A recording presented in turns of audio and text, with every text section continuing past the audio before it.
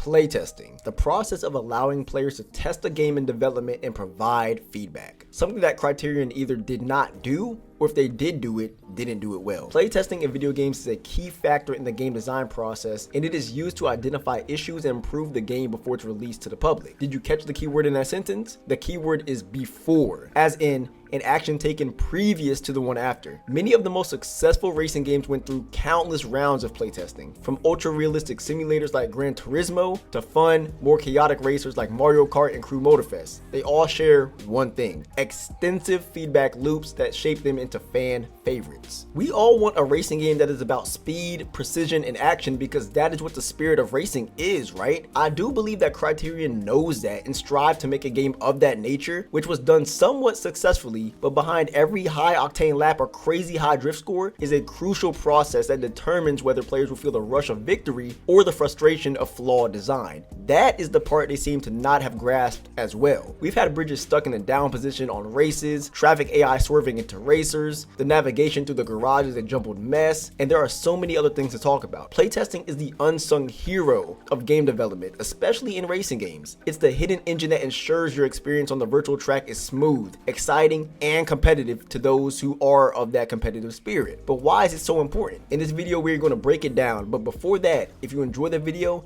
make sure to drop a like and subscribe. We are on the road to 1,000 subs by the end of the year, and I think we can do it. Also, remember to check me out on Twitch. We stream on there pretty much every single day, and I would love to interact with you all in real time. But besides that, let's get straight into the video. First, let's talk about game mechanics. The way a car handles, accelerates, brakes, and drifts must feel just right. Yes, I know it is not possible to please every single person, but if a car is created in just the right way, where it pleases the majority, we will take it. It's easy to overlook something like this when watching gameplay footage, but the feeling of the game is everything. That's why things must be play tested, not just created and watched via animation. Playtesting helps developers find the perfect balance between realism and fun. Too much realism can make the game frustrating, while overly simplified controls can feel really shallow. Look at the Unbound physics, for example. Ever played with the RSR and your car just spun out of control with the lightest flick of the analog stick? Or maybe you've done a jump off a ramp and it felt weightless and awkward. This is where playtesting becomes essential. Testers give feedback on how a car reacts to various surfaces, terrain, and obstacles, ensuring that the physics engine feels intuitive and, most importantly, consistent. One thing I cannot stand is when a car drives differently over terrain every single time you drive a race. For example, when you drive onto the dirt on the S-Track Blue Collar, how your car bounces and reacts to driving on the dirt is different every single time.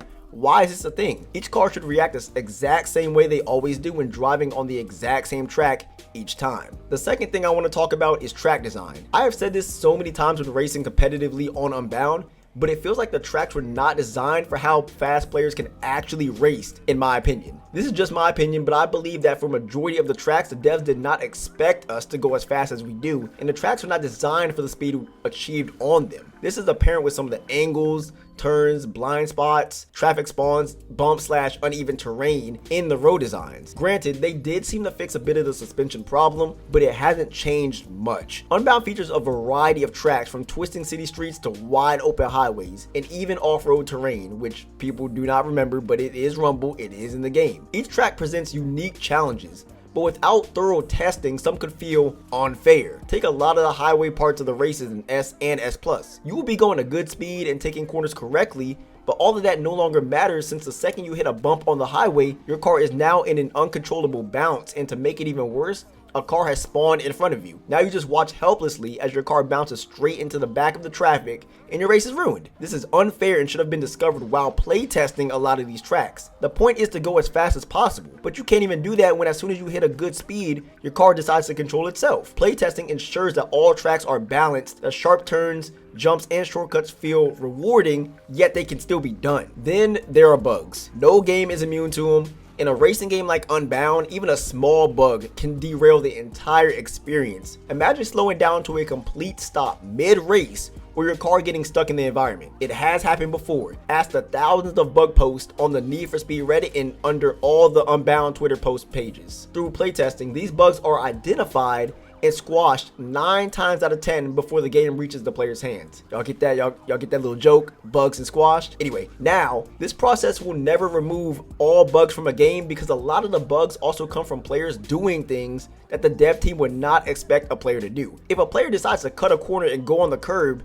and that makes their car fly up and get stuck in the ground, clearly that is a bug that needs to be fixed, right? But you can't really blame the developer too much on that one. They intended the racer to use the road, not the sidewalk, and were only testing cars when they were being raced on the road. This is the importance of taking different players with different racing styles to test the game and how racing works. I guarantee that if Criterion or the next company to make a new Need for Speed game takes the time to invite random players from all over to test their game, a lot of bugs will be found and ironed out. Now, let's talk about the people who should be testing these Need for Speed games. I know I stated earlier a few things about competitive players testing the game, but at the end of the day, it's not just about pro gamers giving feedback. In fact, one of the key components of successful playtesting is gathering input from a wide variety of players, from seasoned competitive players to casual gamers, and even those who have never even played a Need for Speed game before. Why is this important? Because racing games need to be accessible and enjoyable for every single person. The goal is to create an experience that balances both challenging and fun, making it approachable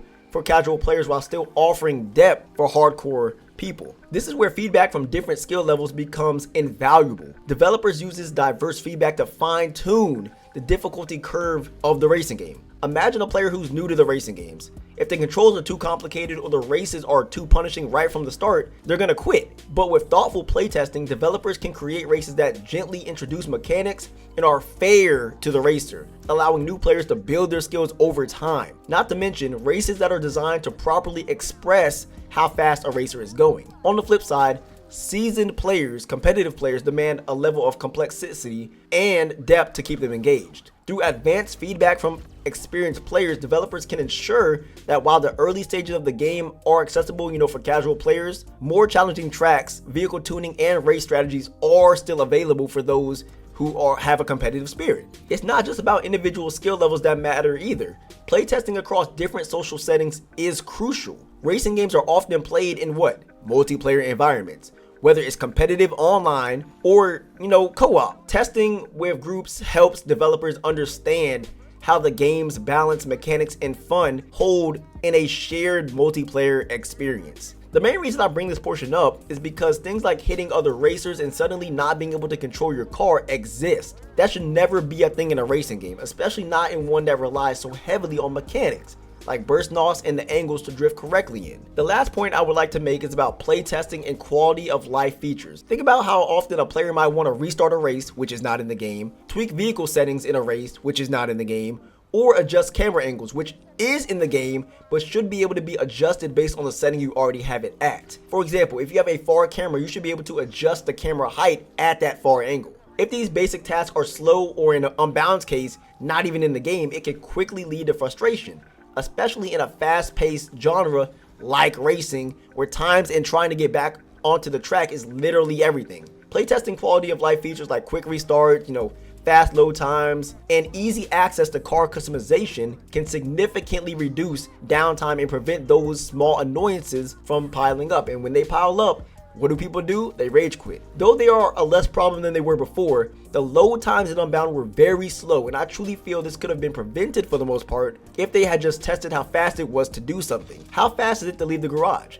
How fast is it to load into a meetup? How fast is it to teleport? How can we make these waiting times lower? Imagine intuitive menus that let you set up a race in seconds, actually easy to use navigation, or clear and concise heads-up display elements that give you essential information without being overwhelming. The garage navigation, especially when trying to buy or sell cars and even categorizing parts, is too slow and way too much. How is a person supposed to know what car to pick if they have not memorized track playlist layouts yet? Why are there a bunch of things to navigate through when trying to do the simplest task like picking a car or trying to add someone to the party? Playtesting these features ensures that players can focus on what matters, actually racing. Ultimately, playtesting ensures that a racing game is fun. It's about perfecting the experience, making sure that every drift, every crash, every time that you win a race actually feels like you've earned it. The smooth, polished gameplay you enjoy is the result of playtesting, hours of feedback, and fine-tuning. But how do you all feel about the level of playtesting that was done on this game?